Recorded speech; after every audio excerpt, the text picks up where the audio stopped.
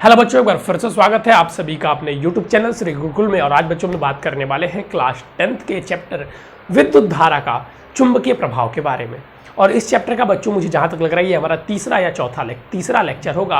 और आज के लेक्चर में बच्चों में मेनली बात करने वाले हैं, देखिए, प्रणालिका के बारे में। जो आज के लेक्चर का जो सबसे इंपॉर्टेंट पॉइंट है जहाँ से पेपर में क्वेश्चन पूछे जाते हैं वो प्रणालिका है, और जिसके बारे में आज हम लोग बात करने वाले। हो सकता है इसके बाद जो नेक्स्ट लेक्चर है इस चैप्टर का आखिरी लेक्चर होगा। दूसरी बात ध्यान दीजिएगा, प्रणालिका के बारे में यहाँ हम लोग बात करने वाले हैं, लेकिन प्रणालिका से पहले हमें एक चीज समझनी होगी कि वृत्ताकार जो पास होती है, धारावाही वृत्ताकार पास के कारण जो चुंबकीय क्षेत्र उत्पन्न होता है, पहले हम उसको समझेंगे, क्योंकि जब तक हमको वो नहीं पता रहेगा तो हम प्रणालिका की ओर अग्रसर नहीं हो सकते। तो यहाँ से भी क्वेश्चंस आते हैं, लेकिन सबसे इंपॉर्टेंट अगर पूछेंगे कि सर आज के लेक्चर में सबसे इंपॉर्टेंट क्या है, तो वो प्रणालिका है, उसको ध्यान से पढ़िएगा। चलिए, तो वृत्ताकार धारावाही वृत्ताकार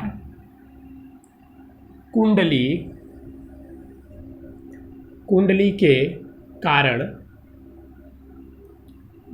चुंबकीय क्षेत्र। देखिए, ध्यान से पॉइंट वाइज पॉइंट लिखिएगा और समझिएगा। यहाँ पर सर हम किसके बारे में चर्चा कर रहे हैं? देखिए, यहाँ पर आप किसी विशेष के बारे में चर्चा नहीं कर रहे हैं। आप कह रहे हैं ना कि हम एक वृत्ताकार ऐसे कुंडली ले लिए हैं सर, और इस वृत्ताकार जो कुंडली है इसमें धारा बह रही है। तो अभी सर हम लोगों ने पीछे आपने पढ़ाया था, ऑर्स्टेड के प्रयोग के थ्रू समझाया भी था, फिर हम लोग तार के लिए पढ़े भी थे। क्या पढ़े थे? B = में सर μ/2π I/r। ये फॉर्मूला भी हम लोग पढ़े थे वृत्ताकार रेखीय धारावाही तार के लिए जो चुंबकीय क्षेत्र होगी उससे r दूरी पर। लेकिन सर, तो सर ये भी वृत्ताकार है और आपने लिखा है सर धारावाही, यानी कि आपके कहने का मतलब है कि इसमें कुछ धारा बह रही होगी। मैंने बोला जी बिल्कुल बह रही होगी। तो देखिए, हम क्या करते हैं ना कि सबसे पहले इसको एक प्लेट पे आप रख लेंगे। अगर आप बुक में देखेंगे तो एक प्लेट खींचा हुआ होगा, एक प्लेट पे रखा हुआ होता है। यहाँ पे हम इसको नहीं भी रखेंगे तो ध्यान से इस चीज को समझिएगा। हमने एक वृत्ताकारी पार्स लिया जैसा कि आपके सामने इस फिगर में दिखाई दे रहा है, और इसमें धारा क्या बह रही है सर? इसमें I धारा बह रही है। तो हमने ऑर्स्टेड के प्रयोग से भी ये पढ़ा कि कोई भी अगर चालक है जिसमें अगर धारा बह रही है, क्या बोला हमने? कोई भी अगर चालक है उसमें अगर धारा बह रही है तो क्या होगा सर? उसके द्वारा चुंबकीय क्षेत्र उत्पन्न होगा। उसके द्वारा क्या होगा? उसके द्वारा चुंबकीय क्षेत्र उत्पन्न होगा। तो भाई, इसके द्वारा चुंबकीय क्षेत्र उत्पन्न होगा कि नहीं होगा? जी सर होगा। तो यही हमें पढ़ना है कि इसके द्वारा जो चुंबकीय क्षेत्र उत्पन्न होगा वो कैसा होगा, क्या होगा, इसके बारे में हम पूरी तरीके से पढ़ेंगे। तो देखिए, जो ये आपको दिखाई दे रहा है ना, इसके द्वारा जो उत्पन्न चुंबकीय क्षेत्र होता है, ये तार के किनारों पर ये कुछ वृत्ताकार होता है, ऐसे।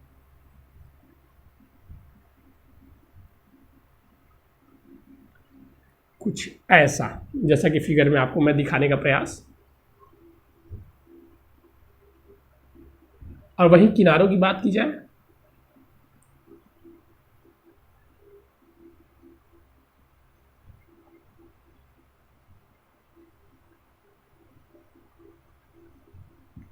चिंता करने की आवश्यकता नहीं, ध्यान से पहले देखिए और समझिए।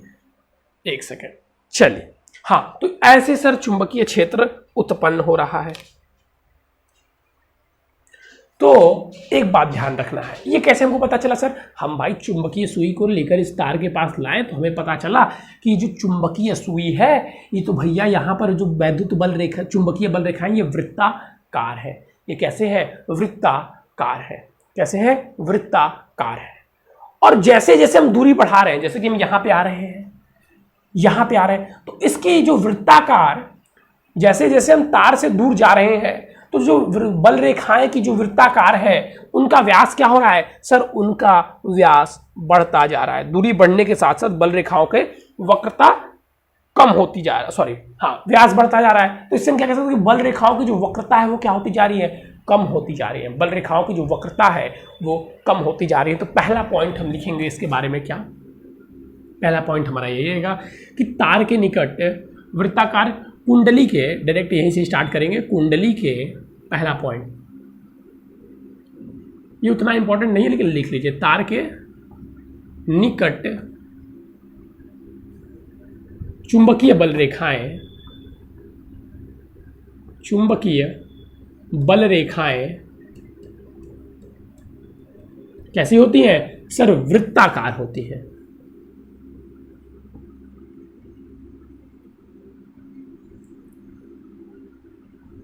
दूसरा पॉइंट जो देखिए वो सबसे ज़्यादा इंपॉर्टेंट है और सबसे ज़्यादा पूछा भी जाता है, तो इसको मैं ब्लैक मार्कर से लिख रहा हूँ। दूसरा पॉइंट क्या है सर, हम जब देखिए कुंडली के केंद्र में आएंगे ना तो आपको दिखाई देंगी चुंबकीय बल रेखाएं समांतर हो जाएंगी। कुंडली के केंद्र में जो चुंबकीय बल रेखाएं होती हैं वो समांतर हो जाती हैं। और एक बात याद रख लीजिएगा कि जब भी बल रेखाएं एक दूसरे के समांतर हो, इसका मतलब है कि वहां पर जो चुंबकीय क्षेत्र है वो एक समान चुंबकीय क्षेत्र है। चुंबकीय क्षेत्र वहां पे कैसा है, वो जो सर चुंबकीय क्षेत्र है वो एक समान चुंबकीय क्षेत्र है। वो क्षेत्र कैसा है, तो सर वो एक समान चुंबकीय क्षेत्र है। तो यहां पर लिख लीजिएगा कि कुंडली के केंद्र में, कुंडली के केंद्र में बल रेखाएं समांतर होती हैं,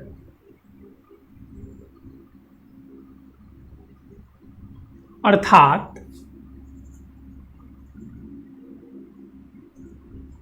केंद्र में एक समान चुंबकीय क्षेत्र होता है। एक समान, केंद्र में एक समान चुंबकीय क्षेत्र होता है। तो अगर आपसे कोई पूछे यहाँ पर कि किसी भी वृत्ताकार कुंडली के केंद्र में किस प्रकार का क्षेत्र होता है, वैद्युत क्षेत्र कैसा होता है, एक समान होता है कि अनियमित रूप से होता है, तो वहां पर आपका जवाब आना चाहिए कि एक समान होता है। कैसा होना चाहिए सर, एक समान होता है। कैसा होता है, एक समान होता है। कैसा होता है, फिर से रिपीट कीजिए सर, एक समान होता है। कैसा होता है, एक समान होता है। और याद रख लीजिएगा इसकी अभी दिशा निकालना हम लोग सीखेंगे, और इसकी दिशा तल के लंबवत होती है। लंबवत। और इसकी दिशा कैसी होती है, जो चुंबकीय क्षेत्र होती है उसकी दिशा सर कैसी होती है, एक समान होता है, और जो दिशा होती है वो तल के लंबवत होती है। वो तल के लंबवत होती है। अब देखिए, जो हम थर्ड पॉइंट की ओर रुख करेंगे तो मैं आपको यहाँ पर कुछ चीज़ हमें समझाने के लिए चाहिए, लेकिन मुझे कोई वस्तु आसपास मेरे दिखाई नहीं दे रही है जिसे लेकर मैं आपको समझा सकूँ, जिसे लेकर मैं आपको चीज़ें समझा सकूं। तो मैं कॉपी से ही प्रयास करूंगा। मुझे कोई गोल वस्तु चाहिए थी लेकिन नहीं मिल पा रहा है, तो मैं यहाँ पे एक कॉपी ले लेता हूं और मैं उसके थ्रू आपको यहाँ पर देखिए समझाने का प्रयास करूंगा। समझने की कोशिश करिएगा, ठीक है। ध्यान दीजिए, ये अगर एक कॉपी है तो जैसे मान लीजिए यहीं पे कोई गोली वस्तु रहती, मुझे तो मेरे पास नहीं है, नहीं तो मैं दिखा देता जरूर से। तो अगर यहाँ पे हमारे पास कोई गोली वस्तु रहती तो इसका एक तल ये हो गया, जैसे इस वृत्ताकार कुंडली की हम बात कर रहे हैं, तो आप एक तल हमारा क्या हो गया, ये हो गया, और दूसरा तल ये हो गया। यानी कि इसमें कितने तल है, एक आगे वाला और एक पीछे वाला, एक इस साइड का तल और एक उस साइड का तल, दो तल है कि नहीं सर। ये तो खोखला है, तो तल कहाँ से हुआ, अरे भाई एक ऐसे तुम समझ लो कि इसी की तरह तुम उसको समझो, तो एक आगे से एक पीछे से दो तल हो जाएंगे। थोड़ा सा लोहा है तो उठा ही रहेगा ना जी सर, चलिए समझ में तो आ गया। तो जब दो तल होंगे तो देखिए आप यहाँ पे देख रहे हैं कि ये क्या कर रहा है, एक तल से ये इंटर कर रहा है। जैसे मान लीजिए यहाँ से जैसे मान लीजिए अगर बल रेखा है, फिर कॉपी मुझे लेना पड़ेगा। यहाँ पे दो तल का कॉन्सेप्ट आपको क्यों समझाया गया कि जैसे मान लीजिए ये बल रेखाएं हमारी है, तो बल रेखाएं अगर यहाँ से घुस रही है, इंटर कर रही है, तो यहाँ से निकलती हुई दिखाई देगी कि नहीं देगी। यहाँ से देखिए अंदर जा रही है अगर, तो यहाँ से बाहर आती हुई दिखाई देगी। यहाँ से अंदर जा रही है तो यहाँ से बाहर आती हुई दिखाई देगी। तो इस पॉइंट में लिखेगा, जिस तल से चुंबकीय बल रेखाएं एक तल, जिस तल से बाहर आती, जिस तल से बाहर आती हुई प्रतीत होती है, उसे वो तल होती है, वो तल उत्तरी ध्रुव की भांति, वो तल उत्तरी ध्रुव की भांति कार्य करता है, तथा जिससे अंदर आती हुई प्रतीत होती है वो तल दक्षिणी ध्रुव की भांति कार्य करता है। जल्दी से उसको लिख लीजिए, हमारा हो गया इंक समाप्त। तो हम तब तक इंक डाल लेते हैं, तब तक इसको आप लोग लिख लीजिए। जिस तल से बाहर आती हुई प्रतीत होती है वो तल, क्योंकि देखिए अगर नॉर्थ पोल को आप याद करेंगे तो नॉर्थ पोल से वैद्युत रेखा बल रेखाएं निकलती थी, मैग्नेट में, और इंटर कहां से करती थी, साउथ पोल से। तो सेम कंडीशन देखिए यहां पर भी फॉलो हो रहा है। कहां से निकल रही है सर, नॉर्थ पोल से निकल रही है, और साउथ पोल से क्या हो रही है, साउथ पोल से अंदर जा रही हैं। तो जहां से निकलती हुई प्रतीत होगी वो क्या हो जाएगा सर, जहां से निकलती हुई प्रतीत होगी वो हो जाएगा हमारा नॉर्थ पोल की तरह व्यवहार करेगा, और जहां से इंटर करती हुई दिखेंगी वो क्या हो जाएगा, वो हमारा साउथ पोल हो जाएगा। ठीक है, वो हमारा क्या हो जाएगा, साउथ पोल, यानी कि दक्षिणी ध्रुव हो जाएगा। वो हमारा क्या हो जाएगा सर, वो हमारा दक्षिणी ध्रुव हो जाएगा। तो चलिए ये क्लियर हो गया। अब नेक्स्ट देखिएगा, नेक्स्ट वाला पॉइंट सबसे ज्यादा इंपॉर्टेंट है और इसको मैं समझाऊंगा भी थोड़ा सा। इसके लिए देखिए आपको थोड़ा सा बस डिजाइन समझने की आवश्यकता है और कुछ नहीं। ये देखिए, ये तो हम लोगों ने लिख दिया कि जिस तरफ से निकलती प्रतीत होंगी। अब हमें फिर से इसको उत्तरी ध्रुव दक्षिणी ध्रुव बताना है, कौन सा तल दक्षिणी ध्रुव हो गया बिना हम लोग वो वैद्युत बल रेखा, क्योंकि वैद्युत बल रेखाएं क्या है, काल्पनिक है ना। तो देखिए कैसे हम बताएंगे। अगर जैसे मान लीजिए अगर आप आगे से देख रहे हैं, ठीक है, और यदि आप इसको देख रहे हो और आपको धारा क्लॉकवाइज दिखाई दे रही है, कैसी, क्लॉकवाइज, जैसे घड़ी की दिशा में जैसे घड़ी की सुई घूमती है ना, धारा ऐसे दिखाई दे रही है। तो देखिए ये ऐसे ही है, घड़ी ऐसे ही ना घूमती है, तो देखिए धारा भी कैसे जा रही है, ऐसे जा रही है। ठीक है, तो इस कंडीशन में ये क्या हो जाएगा, साउथ पोल। इस कंडीशन में ये क्या हो जाएगा, नॉर्थ, उत्तरी दक्षिणी ध्रुव, यानी कि साउथ पोल।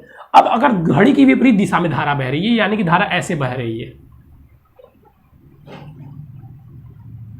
तो इस कंडीशन में क्या हो जाएगा, नॉर्थ पोल। इस कंडीशन में क्या हो जाएगा सर, ये नॉर्थ पोल हो जाएगा। ठीक है, जब घड़ी ऐसे चलती है और धारा देखिए ऐसे बह रही है, तो क्या हो जाएगा, नॉर्थ पोल। अब ये तो हो गया भैया किताबी लैंग्वेज। अब देखिए हम लोग समझ लेते हैं कुछ, एक ट्रिक इसका क्या है। देखिए एस को लिखते हैं ना, तो एस को थोड़ा सा डिजाइनर लिख दीजिए और इसको यहां से ऐसे कर दीजिए। तो यदि धारा ऐसी बह रही है तो वो क्या हो जाएगा, उत्तरी ध्रुव। तो सर नॉर्थ पोल कब हो जाएगा, एन को थोड़ा सा डिजाइनर बना दीजिए। ये देखिए ऐसे, अगर धारा ऐसी बह रही है, ये देखिए इधर बह रही है, तो ये क्या हो जाएगा, साउथ पोल। अगर इधर की ओर बहती तो क्या हो जाता, ये हो जाता, तो नॉर्थ पोल होता। और अगर ऐसे नहीं बह रही है तो क्या हो जाएगा, साउथ पोल। ठीक है, तो इसको लिख लीजिएगा।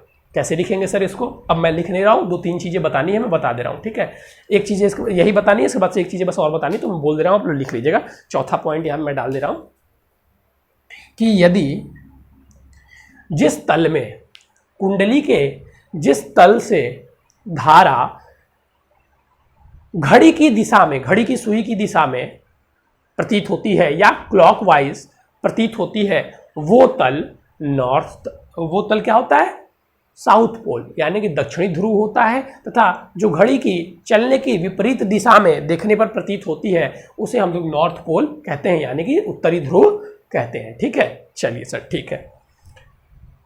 अब एक लास्ट और इंपॉर्टेंट पॉइंट, उसी के सिद्धांत पर आपका प्रणालिका आधारित है। किस पे आधारित है, जो सिद्धांत बताऊंगा उसी के सिद्धांत पर आपका प्रणालिका आधारित है, और वो है पॉइंट संख्या 5। यहां पे लिख देता हूं कि यदि हम फेरों की संख्या बढ़ाएं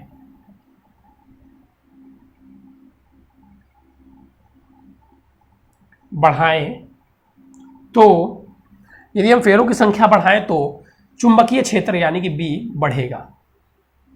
ठीक है, और यदि हम फेरों की संख्या n कर दें, यदि n फेरे हो तो चुंबकीय क्षेत्र हमारा n गुना हो जाएगा। अब मैं बोल दे रहा हूं, उसको अच्छे से लिखिएगा। ठीक है, तो कुंडली के फेरों की संख्या बढ़ाने पर, कुंडली के फेरों की संख्या बढ़ाने पर चुंबकीय क्षेत्र बढ़ता है। तथा यदि फेरों की संख्या n हो, यदि किसी कुंडली के साथ फेरों की संख्या n कर दी जाए तो जो आपका चुंबकीय क्षेत्र होगा वो भी n गुना हो जाएगा। अब इस कॉन्सेप्ट को समझिए, ये क्या कह रहा है सर। पहले आपके पास क्या थी, एक कुंडली थी। अरे हमको जानते हैं, ध्यान नहीं दिया, आज की क्लास में मम्मी का चूड़ी लेके आना चाहिए था, बहुत सही एग्जाम्पल देने के लिए काम करता। ठीक है, बहुत सही एग्जाम्पल देने के लिए काम करता, लेकिन हम आज कुछ लेके आए नहीं, तो इससे हमें समस्याएं हो रही हैं। देखिए इधर, तो यदि फेरों की संख्या, कुछ हम चेक कर रहे हैं, रुक जाइए एक सेकंड टाइम दीजिए, मैं अगर आपको समझाने के लिए कुछ चीज़ें जुटा सकूं, कुछ अपने इंस्ट्रूमेंट में से अगर चीज़ें मैं निकाल सकूं, आपको दिखा सकूं, तो मैं आपको इजीली तरीके से समझा पाऊंगा। चलिए, तो कुछ मिल नहीं रहा है, तो हम यहाँ पर गमछे का यूज़ कर लेते हैं। देखिए मैं आपको कुछ चीज़ें करके दिखा रहा हूँ, ध्यान से देखिएगा और समझिएगा। ये आ गए भैया हमारे पास। चलिए देखिए, ये देखिए ऐसे ही आपका प्रणालिका अभी मैं समझाऊंगा। जैसे मान लीजिए अभी हमारे पास एक फेरा था, ये देखिए गमछा, देखिए ये हमारे पास क्या था, एक फेरा था। ये आपको जो सर्कल दिखाई दे रहा है इसमें क्या समझ लेना है, ये क्या है, वृत्ताकार कुंडली है। वृत्ताकार कुंडली के कारण चुंबकीय क्षेत्र, तो ये जो हमें गोला दिखाई दे रहा है ये क्या है, कुंडली है, इसको समझ लेना है कि लोहे की है, ठीक है। तो इसके कारण जो चुंबकीय क्षेत्र था, अब हम क्या करें, और ऐसी बहुत सारी कुंडलियां बना दे। जैसे देखिए ये एक कुंडली और बना दिया हमने, ये इसके बगल में, ठीक है, एक कुंडली और बना दिया हमने, एक कुंडली और बना दिया हमने।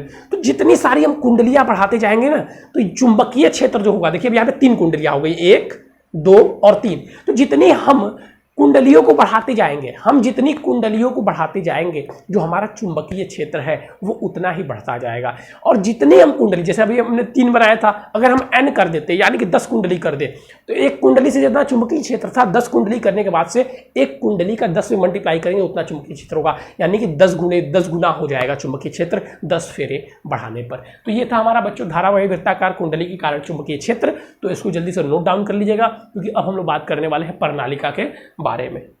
और अगर बोला जाए तो प्रणालिका बहुत ही इंपॉर्टेंट टॉपिक है, उसकी इंपॉर्टेंस को मैं जितना कहूं उतना कम है, तो इसीलिए ध्यान से समझते हुए चीज़ों को लिखिएगा और समझिएगा।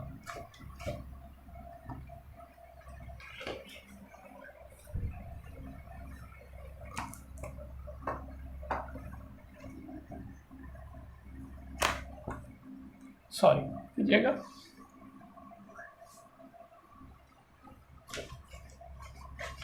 अब देखिए, अब हम लोगों को प्रणालिका पढ़ना है।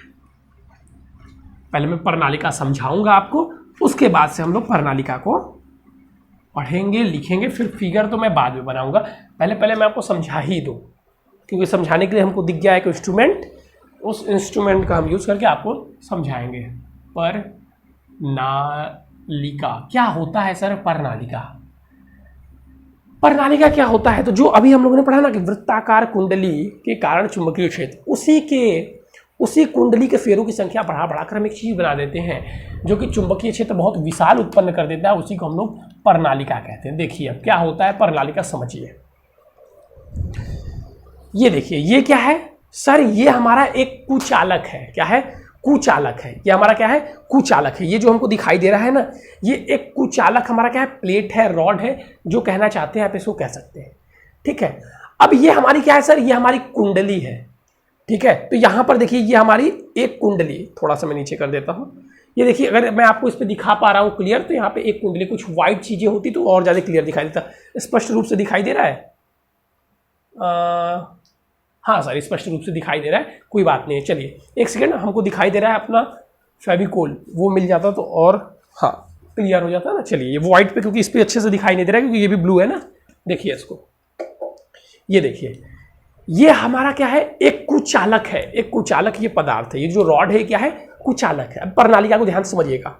और ये हमारा क्या है सर? ये हम एक फेरे को यहाँ पे कंप्लीट कर दे रहे हैं, और ये हमारा एक वृत्ताकार कुंडली थी।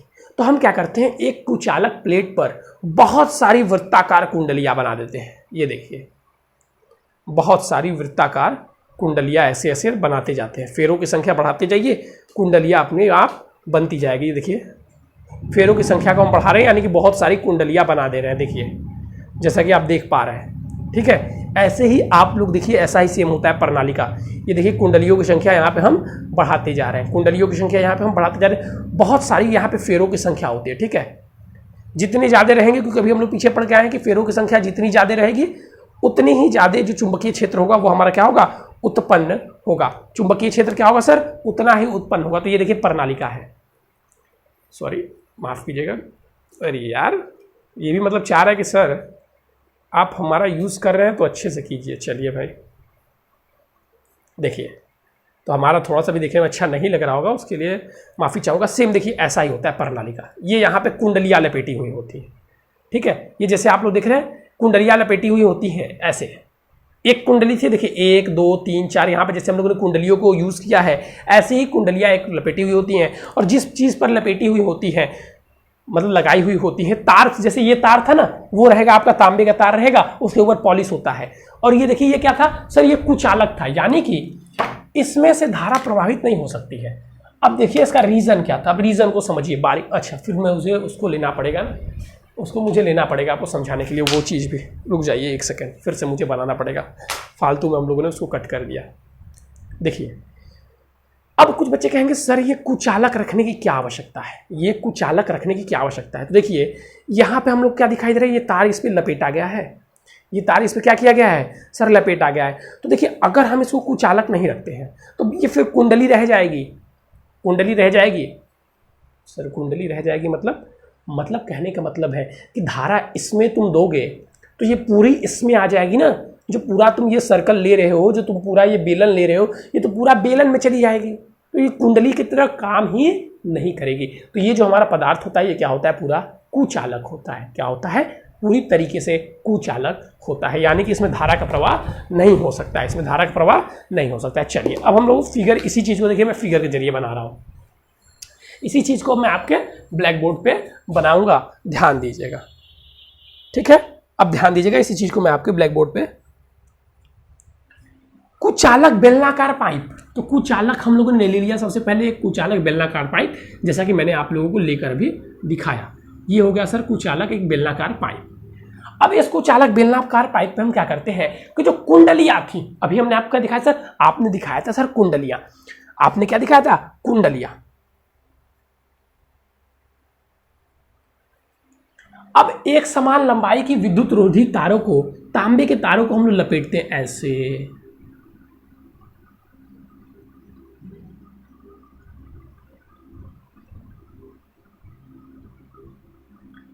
ठीक है।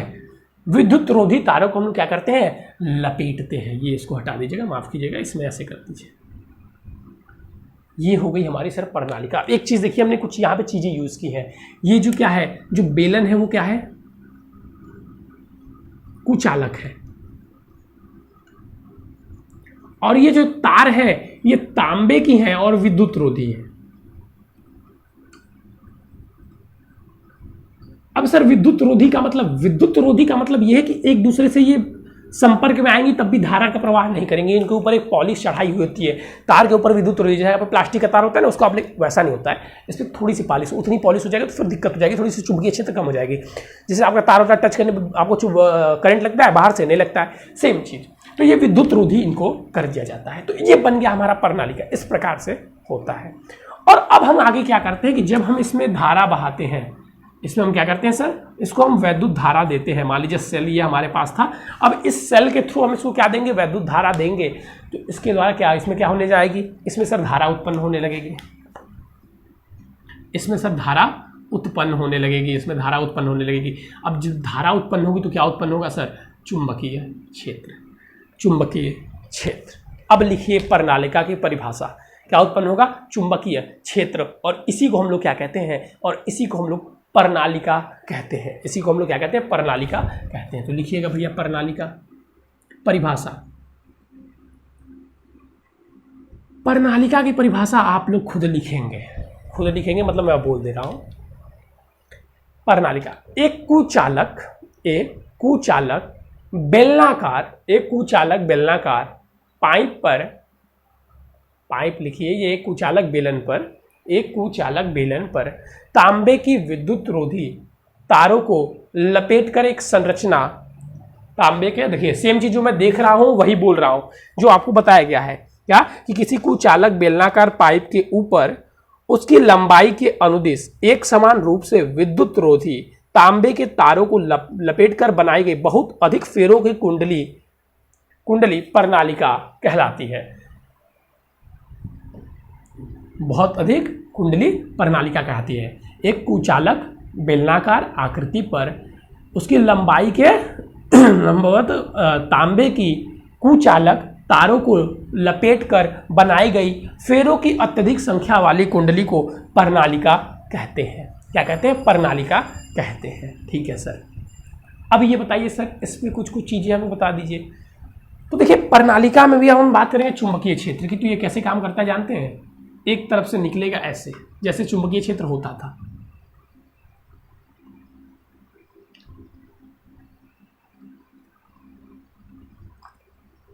और इसके भीतर एक समान चुंबकीय क्षेत्र होता है। तो 2-3 पॉइंट मैं लिख रहा हूं, उसको लिख लीजिएगा। पहला, प्रणालिका के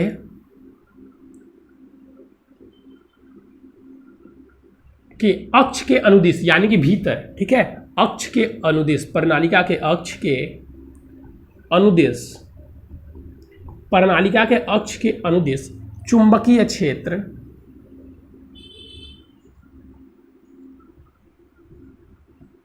एक समान होता है तथा प्रबल भी होता है।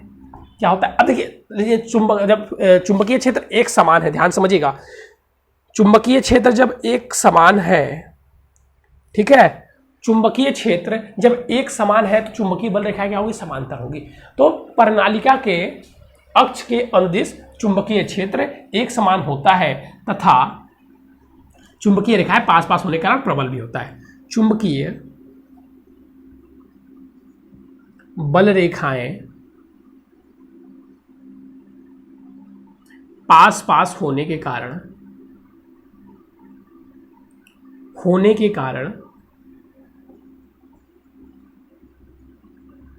चुंबकीय बल रेखाएं पास पास होने के कारण चुंबकीय क्षेत्र प्रबल होता है। क्षेत्र क्या होता है सर? प्रबल होता है। चुंबकीय क्षेत्र प्रबल होता है। चुंबकीय क्षेत्र कैसा होता है सर? तो चुंबकीय क्षेत्र प्रबल होता है। क्यों प्रबल होता है? चुंबकीय रेखाओं के पास पास होने के कारण जो चुंबकीय क्षेत्र होता है वो बहुत ही प्रबल होता है। ठीक है, चलिए नेक्स्ट पॉइंट। नेक्स्ट पॉइंट क्या हो जाएगी सर? जिस सिरे से चुंबकीय रेखाएं निकलती हैं, जहां से निकलती है डायरेक्टली दे रहा हूं,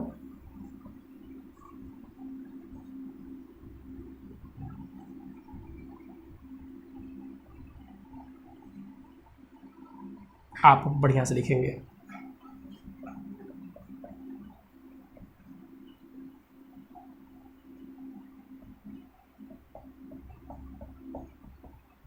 प्रवेश करती है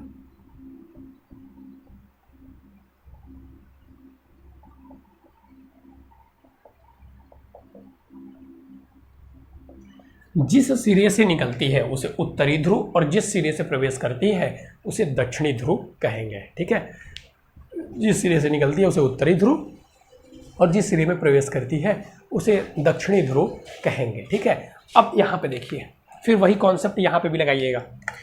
अब अगर हम लोग इसको देख रहे हैं, जैसे ये प्रणालिका थी तो ऐसे अभी आप लोग देख रहे हैं फिगर में, अगर ऐसे आप देख रहे हैं ऐसे प्रणालिका को, ठीक है, तो ये आपको बेलन का पोर्शन दिखाई देगा।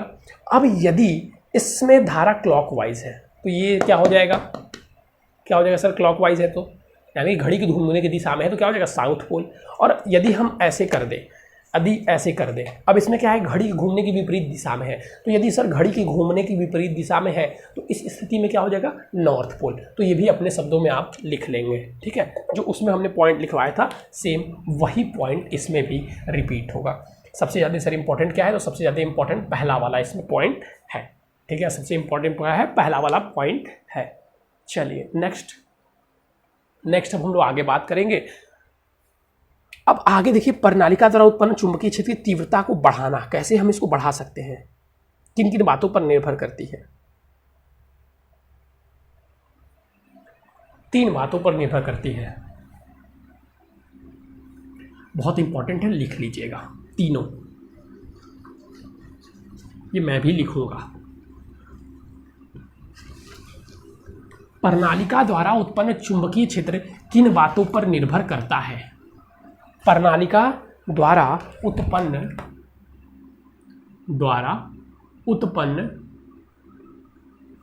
चुंबकीय क्षेत्र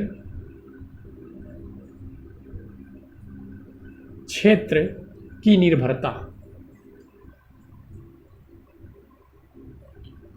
निर्भरता मतलब सर, पहला जो चुंबकीय क्षेत्र उत्पन्न हो रहा है वो किस पर निर्भर करता है? 3 पॉइंट बस है। पहला क्या?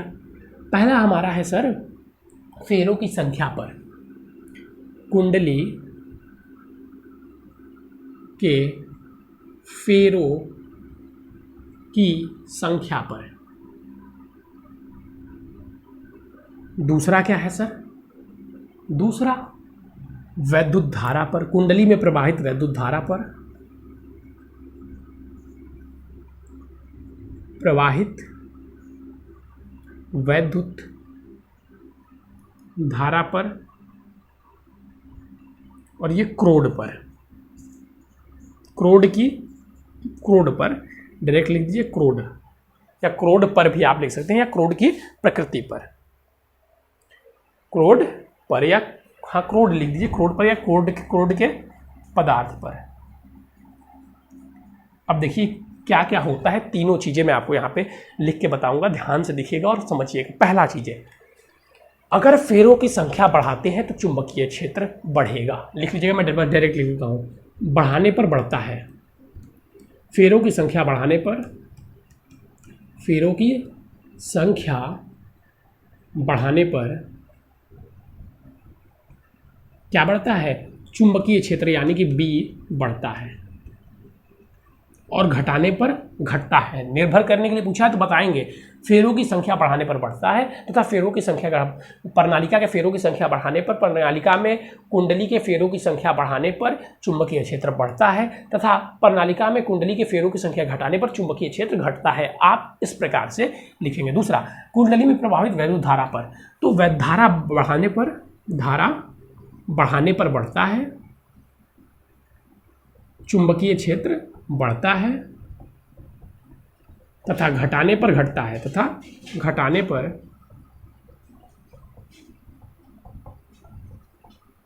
ठीक है।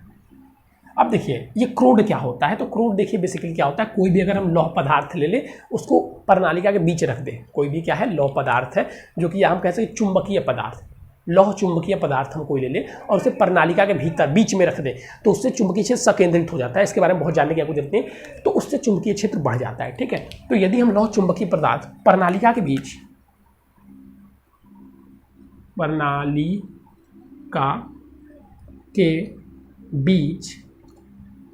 लौह चुंबकीय पदार्थ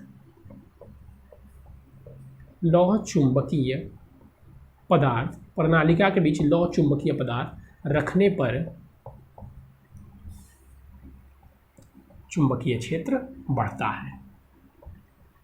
ये इंपॉर्टेंट है, याद रखिएगा तीनों। बस आज के लिए बस हम इतना ही पढ़ेंगे, लेकिन इसको तीनों आपको इंपॉर्टेंट रखने की बहुत आवश्यकता है। सबसे पहला क्या है सर, सबसे पहला है कि वहाँ सर प्रणालिका पे फेरों की संख्या बढ़ाइए तो चुंबकीय क्षेत्र बढ़ जाएगा, और फेरों की संख्या घटाइए तो चुंबकीय क्षेत्र घट जाएगा।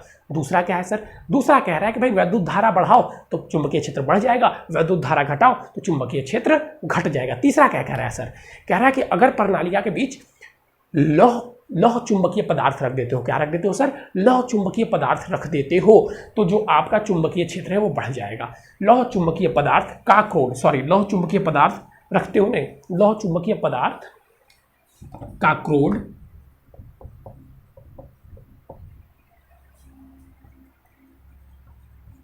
रखने पर, हम अगर लौह चुंबकीय पदार्थ का क्रोड रख देते हैं तो रखने पर क्या होता है, बढ़ जाएगा। इसके बारे में बहुत डिटेल से जानने की जरूरत नहीं, वो बताया ना, उसके बीच क्रोड अगर रखते हैं यानी कि कोई लौह चुंबकीय पदार्थ रखते हैं तो उस चुंबकीय बल रेखाओं को अपनी तरफ आकर्षित करता है, संकेंद्रित करता है, जिससे कि चुंबकीय क्षेत्र बढ़ जाता है। ठीक है, तो ये था बच्चों आज का हम लोग का, बस इतना है। चलिए बच्चों, तो आज के लिए बच्चों बस इतना ही। Thank you, have a nice day. फिर मिलेंगे नए और इंपॉर्टेंट टॉपिक के साथ। ठीक है।